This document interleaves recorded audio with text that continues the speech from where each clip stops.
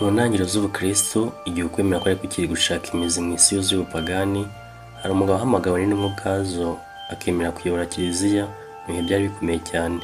Uyu ni Mutagatifu Evode, umwepiskopi wa mbere wa Antiyokiya nyuma y'intumwa. Ni umwe mu bashyize ubuzima bwabo ku Mana. Mutagatifu Evode yavukiye mu bapagani mu isi itari izi Kristo, ariko ubuzima bwe bwahindutse burundu ubwo yahoraga n'intumwa ikomeye Mutagatifu Petero intumwa. Niwe wamwigishije ukwemera, amwinjiza mu murimo wa Kristo.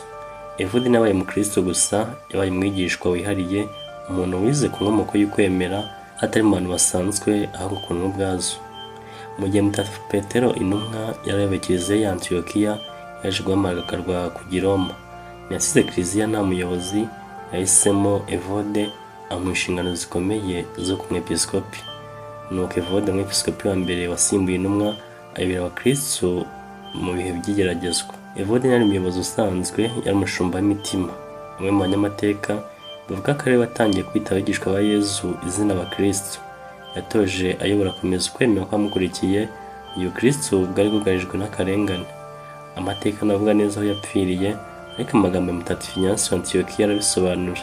Ati, mujye mwibuka muhire Evode umushumba wanyu.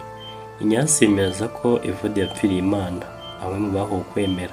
Ubuzima bwe bwarangiye ku isi, ariko umurage we uguma muri kiliziya. Uyu munsi Mutagatifu Evode aracyatwigisha, atwigisha ko kwemera guhindura ubuzima, ubuyobozi ari umurimo w'urukundo no kuba indahemuka kugeza ku ndunduro. Kwizihiza uyu munsi Mutagatifu Evode wa 6 Gicurasi. Ese wowe wemera kuba indahemuka nk'uyu mushumba? Niba iyi nkuru igukoze ku mutima, sangiza abandi kandi ukomeze gukurikira amateka y'abatagatifu baduhamiriza ukwemera. Mutagatifu Evode udusabire.